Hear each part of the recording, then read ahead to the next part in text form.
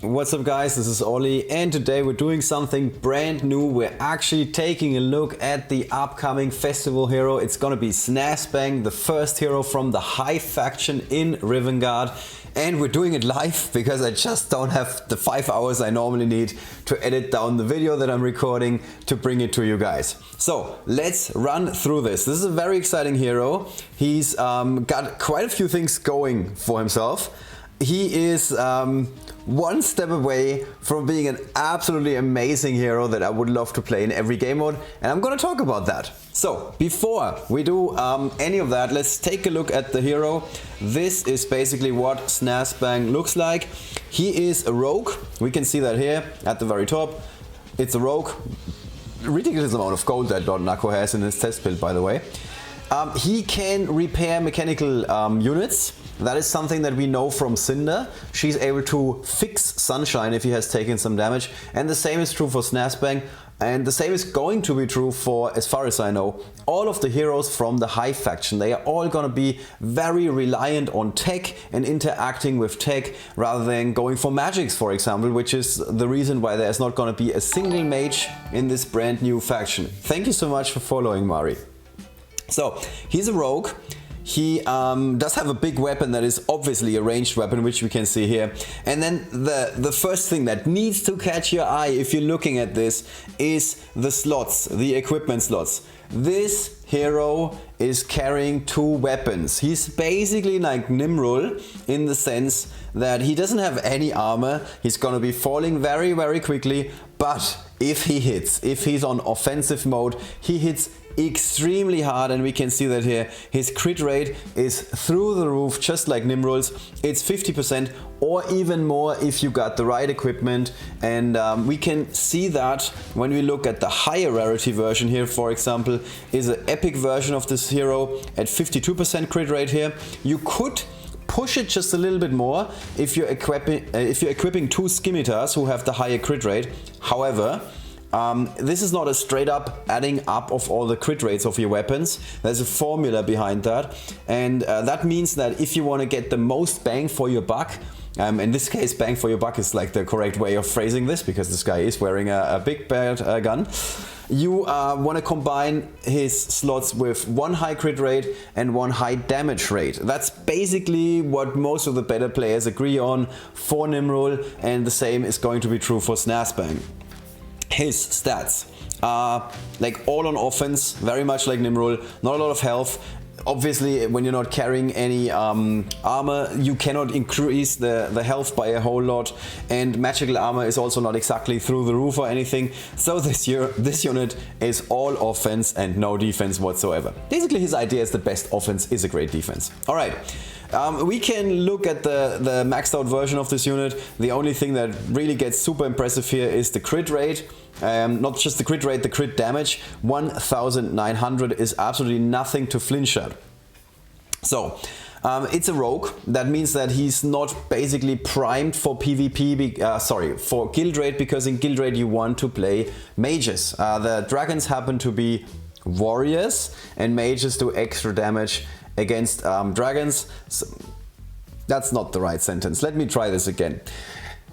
Mages do more damage against warriors, so that's why you want to play mages in guild raid, generally speaking, or a unit that can create summons, which is not true for Snazzbang. Alright.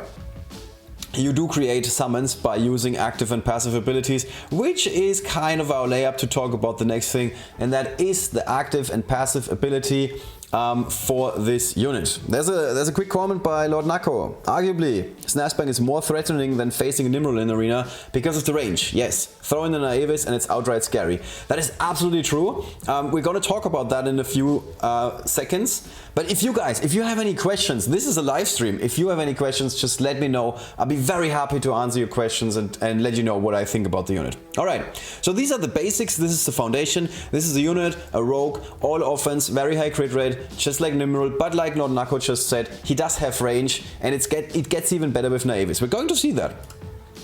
Alright, let's talk about the abilities. There's a passive and an active, just like for every other unit, with the exception of Silverroot, because he only has an active effect, and the passive effect is just feeding into the... Let's not talk about Silverroot. Alright, the Mega Shooter Misfire. is a passive ability. The first sentence needs to be overlooked. You just don't look at the first sentence, because we've had discussions on the official Discord where some people are saying, so the arquebus sometimes overloads, when does this happen? This is just flavor text. This has absolutely no bearing on how this unit works. It's just there for flavor, to make the unit look cooler. So when critting, that's the important part. When this unit is critting, he deals additional damage, but it also sets its own tile on fire. Well, I already pointed out this unit is all about offense. It does not care about defense. It's not gonna hang around. You're just using this unit to go in, go hard, show your opponent what you've got, they hopefully go down, and then it's their turn and they have like 1 or 2 units left, if we're talking about arena, and they're gonna be feeling like, well, yeah, he's on fire, but he was kinda dead anyway, so who cares? This can be translated, this effect, to when I'm critting, I'm doing even more damage. And this gets ridiculous, as all of the abilities in this game. So at level 35, he's dealing 560 additional damage. That is a lot. That is a lot. Most units have something between 1,400, 1,800 health, and an additional 500 on top of the ridiculous crit numbers that we already looked at earlier, which is 1,100. Just the crit stats alone, enough to kill almost any unit. You also need to take into account his regular attack stat, and basically this means if I'm shooting at someone and I'm critting, you are gonna be deader than dead, if there's such a thing. All right, we can look for like completeness' sake at the level 50, and like I said, it's just getting completely ridiculous. This ability is very powerful, obviously, like all the abilities are in the game.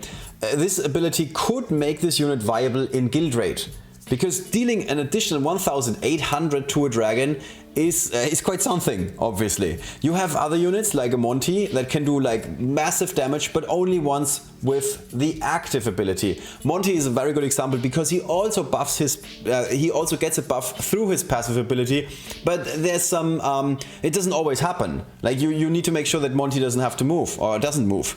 This is not the case here. If you're using this unit, it's a red unit, against an ice dragon, you're doubling the crit rate. That's something that you need to keep in mind, which means that 53% times 2 is more than 100%. That means he's going to crit every single time if you're bringing this unit against the dreaded ice dragons. Everybody hates ice dragons. They happen to have the most annoying maps, and on top of that they can block. And Snazzbang is just gonna go ham on them because he's got a 100% crit rate against ice dragons if you equip him with some really good stuff, and then he's doing 1,900 from his regular attacks. I mean, okay, that's a bit through the roof. Let's look at the epic version. He's dealing an extra 1,000, and then on top of the extra 1,000 at epic, he's going to deal 500, so that's already 1,500. Add his regular attack to that, which is almost another 500. We're talking about 2,000 damage per attack.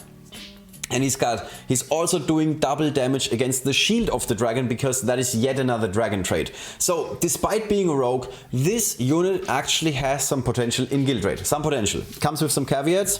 We're going to talk about that. Alright, so that's the passive ability and the stats and the overview of Snazzbang. Now the reason you want to play this unit, because like everything we've seen so far is fine. I'm not saying this is selling me on the unit. I think it's just a unit that is ranged and hits hard. We have other units in this game. We talked about Monty. They are not seeing a lot of play, despite having the very same traits basically, although Monty doesn't have a ridiculous crit rate.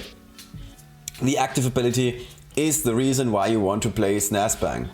The Mega Shooter Mayhem is like a Giggs, similar to Giggs.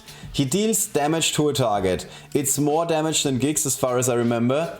And all the enemy units adjacent to the target are also taking damage. So in that sense, he's exactly like Giggs. Just with Giggs, the difference is he's dealing equal damage to everybody. He's dealing like solid amount of damage, and then everybody takes the same amount of damage. This unit is dealing more damage to the main target, and then all the other targets are receiving less damage. So he's very similar to Penda. Penda's effect is similar in that sense. Now there's something, speaking of Penda, that should catch your eye if you're a very experienced Rivengard player, and that is the fact that this unit does not have a built-in range. So in Penda's active effect, it actually says that it has a range of 3. The same is true for Servitor's active effect, where it says it has a range of 2. This is not the case for Snazzbang, which means that the active ability has as much range as he has. Which in turn means that if you use a unit like Naevis to increase his range, he will have more range. So these 3 units together, Naevis, Giggs and Snazzbang, make for an absolutely deadly combo in Arena. This is the most offensive team that you can muster up. Add an Emerald to the team and a Granny, and like there's nothing left standing. Obviously I would not be playing Nimrod. I would be, like, my personal opinion, one of the most powerful Arena teams in the future is going to be Naevis, Giggs, Snazzbang, Grandma Bones and Accio. Because you're guaranteed going to kill 3 enemy units with the first 3 attacks 100%. 3 enemies are going down, even when they're in the shrub. We're gonna see that. And then afterwards, Granny give you some skeleton. Granny can take out another unit possibly with her active, and then Accio just goes for cleanup and the skeletons go ham. Alright. Nakko adds, is this the longest description in the game? Yes, I think so. I'm feeling partly responsible for this, because this is basically our criticism about Silverroot, where we said, hey, the active is just, the passive is basically just feeding into the active. So someone in the Snowprint offices was like, well, we cannot do this again, they're gonna bring up the same criticism, so we're just gonna put everything in the active, and the passive is kind of boring. It just says when I'm critting even more. Alright, so there's more happening here. There's more happening. He does more damage to all of his targets for each round that has ended. So again, this is like Silverroot. For every turn that ended, he's dealing even more damage. So if you're on a larger map and the opponent and you cannot connect on turn 1, that's good for you, because on the next turn you're dealing even more damage with this ability. But wait, there's more, we're still not done. A landmine is summoned. This is something that is going to get fixed. It's not a summon. It is not a summon. It's steppable. It's something you can step on. Or maybe an object, who knows. I think it's a steppable. In each free tile adjacent to the target. So, it's not a summon. That means Scruffy's passive effect is not going to trigger for the landmines. We are going to see the landmines in action. That's the next thing we're going to do, so just give me a second. The last thing says the first unit that moves over a landmine, this is also somewhat misleading, we're going to talk about this, takes 224 damage, double damage to summons. Alright, I didn't even know about that part, that's cute. Alright, so this is a very powerful ability, obviously. I hope it was kind of clear from all of the descriptions I just gave you. At level 35 it becomes stronger, obviously, plus 168 for each turn passed. First target takes up to 615, that is a lot for an epic effect. And the landmines now deal 420, which is also quite a bit. And then at level 50, obviously, it gets ridiculous, as always with the level 50 abilities. 2067 damage, ridiculous, like I said, and he's dealing extra damage. Now, there is no ability damage in this description. This means that the damage that you're doing with this effect gets affected by other modifiers. Again, Giggs means that if Giggs is attacking the enemies and they get poisoned, and then you're attacking with the active of Snazzbang, they will take extra damage from the Giggs poison. This is the easiest combo in the game we've ever had, and it's gonna be absolutely lethal. If you're playing Giggs together with Snazzbang in Arena, you're gonna go ham on your opponent. They're going to go down. Alright. You've heard me talk about this unit, we've seen a lot, we did a lot of theory crafting, so let's now look at this character in action.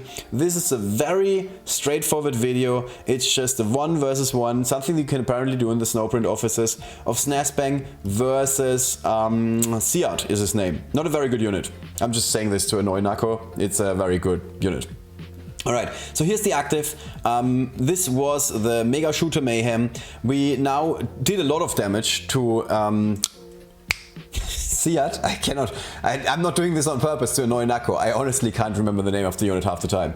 And Siad is then going to spawn a snake. The snake ended up on a landmine and it takes double damage, which is not relevant here, but it dies immediately. Alright, and now there's something that you need to pay very close attention to, because in this very interesting test build of the Snowprint guys, you can actually play both units. So pay close attention to what is coming next. Do you see it? the thing is that all of the fields that are now highlighted, and I'm not saying that this is super obvious, especially for colorblind people like myself, all of the fields that are highlighted are the possible fields where Siad can go. These fields are not highlighted. That means that Siad cannot move over the landmines. I give you a second to think about this. This is very, very big. If you can't see this right away, this is very big. We're going to see this in a second because Siad cannot connect with Snazzbang now. There's a wall of landmines between him and Snazzbang. So the only option that you really have is like move. You could have tried to move out of range, which would be the worst idea, Kyle, by the way. But you cannot really get away. Next turn, Snazzbang is going to connect with you again. So the landmines are basically like the mushrooms you have seen for Servidus. Now the AI is hopefully not as dumb as it initially was when Servidus was released in this game, which means that the AI is not always gonna consciously attack the mushrooms, or in this case consciously step on the landmines, but I wouldn't bet my house on it. So there is a chance that the AI is even suiciding into the landmines. But the big deal, the really big deal, and I cannot say this often enough, is the fact that your opponent can now not connect with this unit. So we have a unit that is paper thin, it's all about offense, and it's able to protect itself with its active ability. That's so strong. That's so strong. If you like, this unit is a dream come true for every arena player in this game. All right, so Siad is obviously down after this. There's no question about this. We also saw something just now. It is the fact that this unit has range 3. So as if it wasn't good enough, yeah, with a range 2 unit, this unit has range 3. How ridiculous is that? And something else I didn't say at the very beginning, he only has movement 2. So here on the very first turn, he cannot move into the shrub. He can only move 2 fields. But honestly, it's fine. There is no problem with this unit. This is really fine.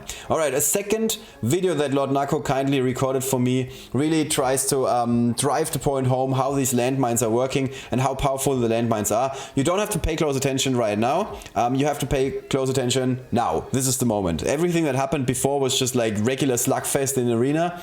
But the thing that is important here is we see Snazzbang, who used his active on Voyasa, a unit that is prone to taking a landmine or 2 in the future.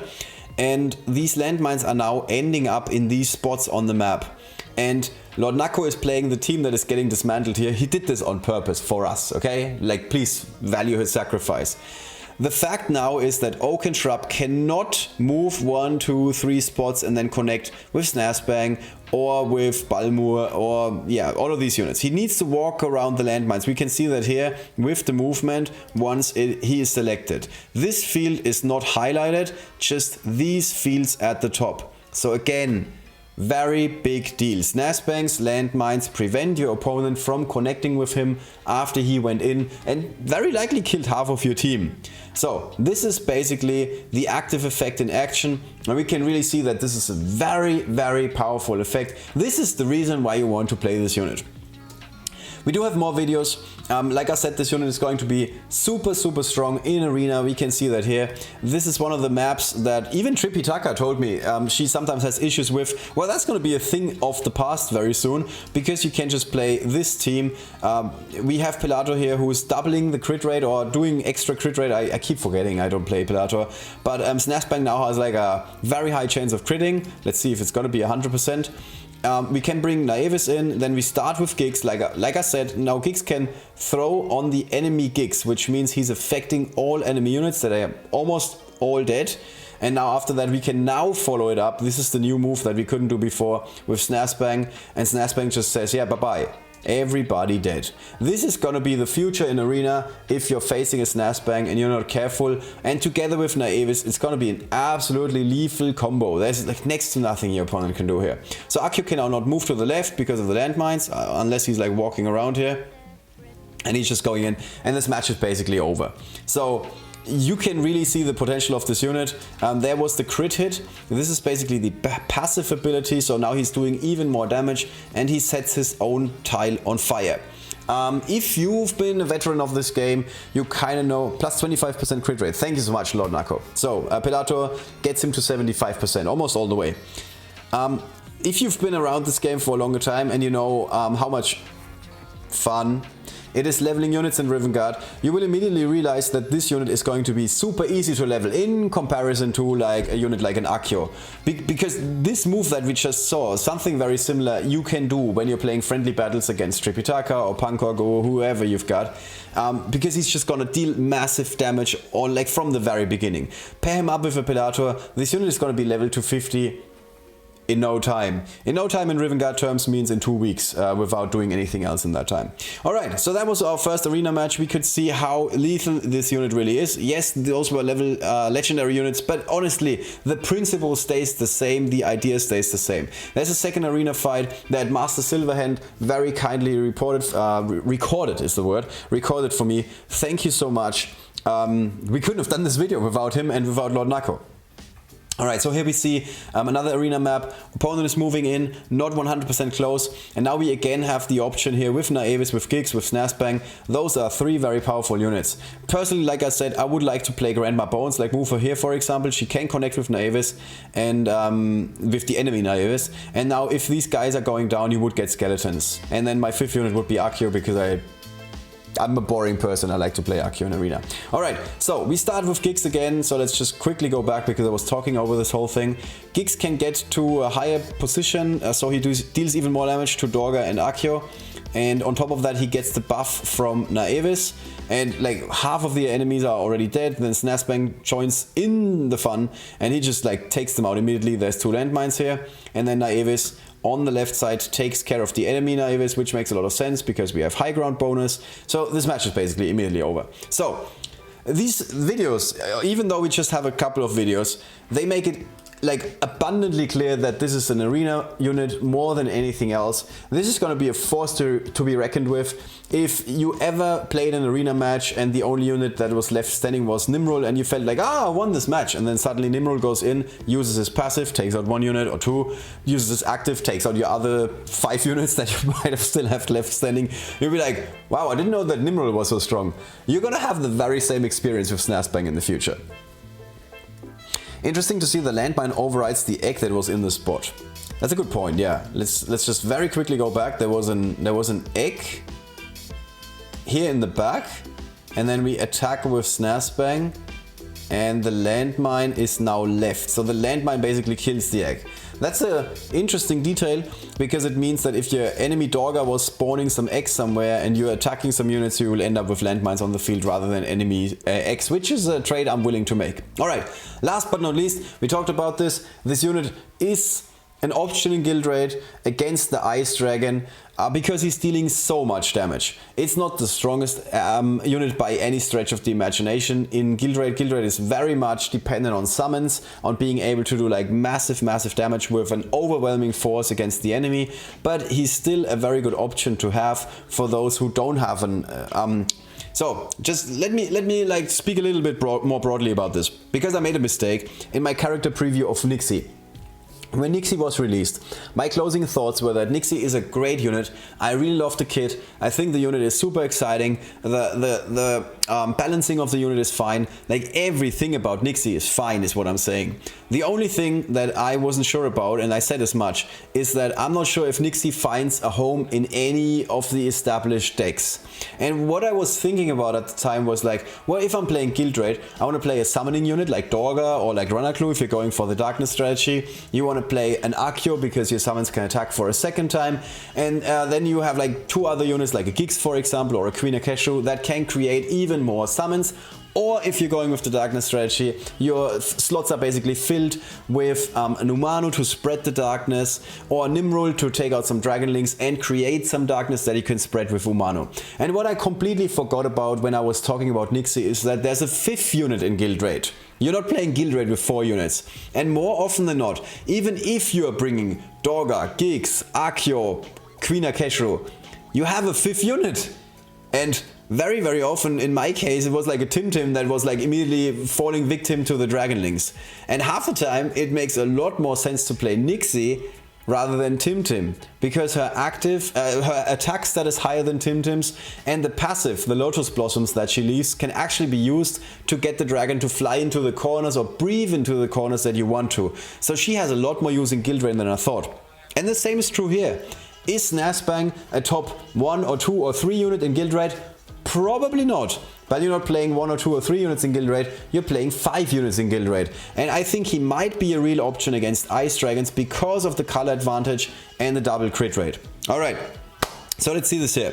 We are playing Scruffy, who is just going ham on these dragonlings. They are immediately getting taken out, which means this is not the last dragon. He has 1.5 million damage left, so that should be the second legendary dragon, who has 2 million health in total. And so this is the dreaded Ice Dragon. This is a very hard dragon to get rid of. Is he even the third? I don't think so. So Gix is creating some summons for us, and now watch Snazzbang. He's got 50% crit rate, which means that against an Ice Dragon he's 100% going to crit every single time. His range 3 keeps him out of range for the Dragon Breath, and now his own tile is on fire. And this is going to happen with 100% guarantee every turn.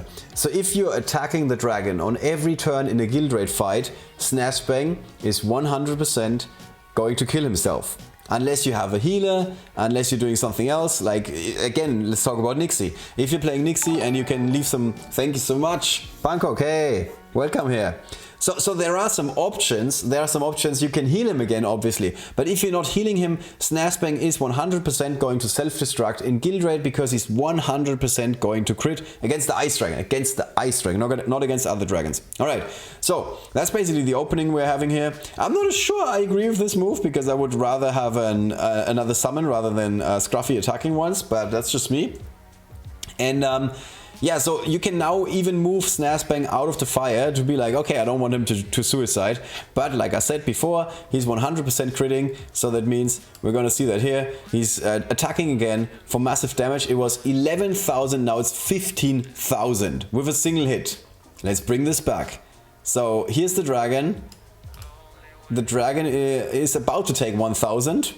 But the passive is, yeah, it was 11,000, now it's 15,000. So he's dealing 4k damage per turn. That is, however, together with Yasmin's effect.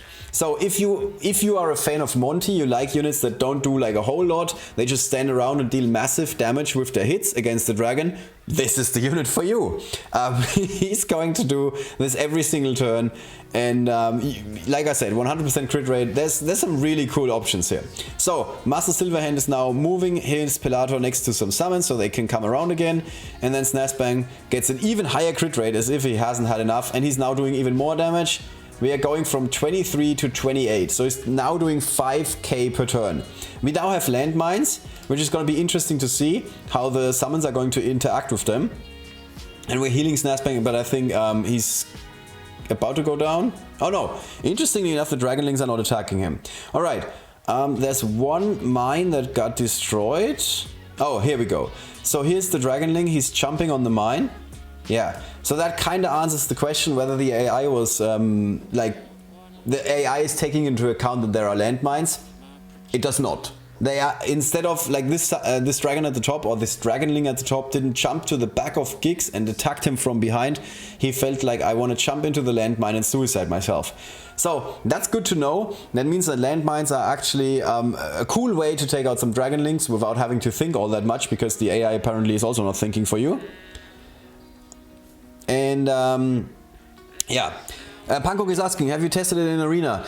Yes, if you're watching back this recording, we're kind of almost done. You can see him in Arena. He's an absolute force in Arena. You're gonna like him in Arena a lot. Alright, so let's see how the rest of this fight goes. Pilator can tank in an attack or two. Our own summons are also liking to jump on the steppables, on the landmines.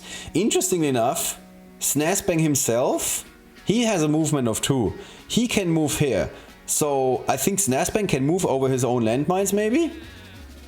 That kind of makes sense to me, but I find it weird. It's kind of inconsistent. Yeah, he can move over his landmine. The other units could not. Or maybe it's just enemy units that cannot move over landmines. I'm not sure. Alright, so this fight has almost come to a close. Here's the Dragon Breath, and now on the last turn we can attack again. The dragon is at 35.6k. Snazzbang, we need to keep in mind, Snazzbang gets buffed by Yasmin all the time, yeah? Please don't be like, oh yeah, Snazzbang is only his own attack. It's not. It's also the passive of Yasmin that is giving extra damage to other units. Let's see if we maybe catch a glimpse. Here we go. He's at 2,500 damage at the moment, and part of that buff is obviously Yasmin and also Pelator. Pelator is also buffing him when he starts the turn next to Pelator. So his regular attack is 2,500, but again the passive will kick in when he attacks the dragon. The dragon goes from 35 to 39.6. So another 4,000 damage that we did here. This is a good result against a legendary dragon, against any legendary dragon. It is the second legendary dragon because it's got 2 million health. So there is one stronger legendary dragon in this game, which is also the most dreaded dragon in this game, the legendary ice dragon at level 3. But Snazzbang did like a lot of damage. Every turn you're doing like between 2k and 4k or even 5k damage with his regular attack buffed by the passive. So I think it's an option in guild raid against the ice dragon at least, but I wouldn't like put him as the centerpiece of my guild raid strategy. My guild raid strategy would still be something else, and adding Snazzbang as a ranged attacker. So that's basically what I'd be doing here. Alright. We got some questions or some comments in the chat. If they end on a landmine, then they get damaged. Yes, so he blocks. Yes, enemy can step on the landmine, but then has to stop. Okay, it's just enemy units. LordNakko played a lot more with this unit. I didn't play with this unit at all whatsoever. Bottom line, I want him level 50 and replace Giggs on my setup. Yeah, well, Pankok has a very interesting take, that's true.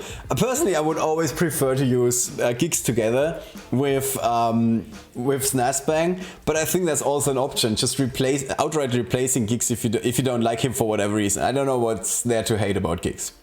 But that's basically all I have to say about Snazzbang. Now, I mentioned initially that I thought this unit could be absolutely bonkers crazy good with one minor change. And here's my suggestion. It's not gonna happen, guys, don't worry.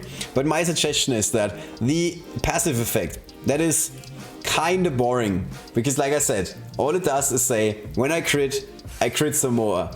I would have loved for this unit to have a passive effect that adds some more randomness into it, because these gnomes from the Hive, all of them, they are, like Kyle put it this way, he said they don't care about workplace safety whatsoever. They just wanna like put together cool mechanical items or weapons or whatnot, and if they go bang, they go bang. They are fine with that. That's just what they came to accept. So I would have absolutely loved to see this unit have even more RNG, and it says that when he crits, he's getting pushed to a different tile. And it can be a random tile. I think it would make a lot of sense if he's getting pushed away from the direction he's attacking into. And I thought that would have put the unit over the top for me. I would have 100% played it in every game mode. It's very easy to say, I know. But I would have actually done this because I think the only problem with that is the unit might be too strong after that. Because if you got range 3 already, which is quite a lot, you can place the landmines that are preventing your enemies from connecting with you.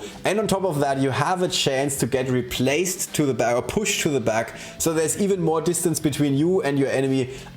I think it would be a bit too much. It would be a bit too much, but personally I would have loved this additional change. Alright, LordNakko says, I hope to see more landmine stuff from the next heroes. Yeah, I think generally speaking what we're going to see in the Hive is like a lot more stuff that has something to do with the mechanical trade. If you were on the fence whether you want to put some more work into Sunshine or not, I think there's a, like if you are a betting man, there's a really good chance that you're winning, that you're getting something back if you're right now investing in Sunshine, because there's a very good chance that he's only going to get stronger. Sunshine on itself is a very strong unit. A lot of people dismiss Sunshine because it's kind of hard to ascend him to higher rarities. But Sunshine's passive, and the dragon scales mostly, that he heals up, that he replaces his entire armor every time at the start of turn, is like a very big deal. And if your enemy cannot get like 2 or 3 or 4 attacks into Sunshine to immediately take him out, and he just like replenishes the armor every turn, he can be very, very strong in Arena, by the way. Sunshine is a girl, by the way. It's an it. It's an it. It's a thing. It's a mechanical item. Let's not get too gender correct too much. Fly unit among the new section might says more landmines are coming. Yes, there's a very good chance that we're going to see more landmines and similar stuff from that. Hey, Monster Mash, don't start. Oh, we're already done. We're already done. In the universe, they refer to her as... Yeah, that's true. I know. You're correct. The gender police has arrived, yeah. Alright guys, that's kind of all the time I have for today. I know this is a very different format. Normally I'm trying to condense these videos down. Virus always wants me to do like 7-minute videos and then I end up with 10 or 15-minute videos, and that's kind of the least I can say about a new unit. This is a very exciting unit for Arena, my personal opinion.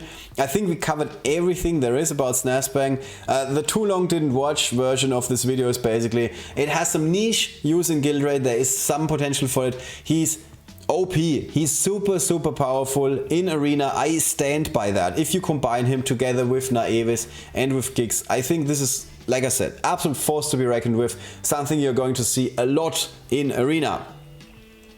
Hope you guys are doing well in the upcoming festival. There's a festival guide on my YouTube channel. I'm gonna link to it in the video description. If you're watching this on YouTube, I'm actually gonna upload it there as well. And then you can check out the festival guide, which helps you unlock this unit as at least a rare, but very likely as an epic, because it's basically the same guide I've been following ever since I started playing this game. Or rather, after the third festival or so, once I started figuring out how to play festivals. Hope you guys enjoyed the show for today. That's it. If you want to join my team, head over to the Eternal Nexus Discord. There might be a link somewhere down there in the video description. You can join us. We're always looking for new and strong players. And one more thing that you absolutely need to do is join the official Discord. On the official Discord, you will find all the information about upcoming changes in the game. You can hang out with other players that love to play Rivengard and learn more about what's happening and what we're going to see. All right, that's it for today. Like I said, hope you guys have a great weekend. Good luck in the festival. See you very soon.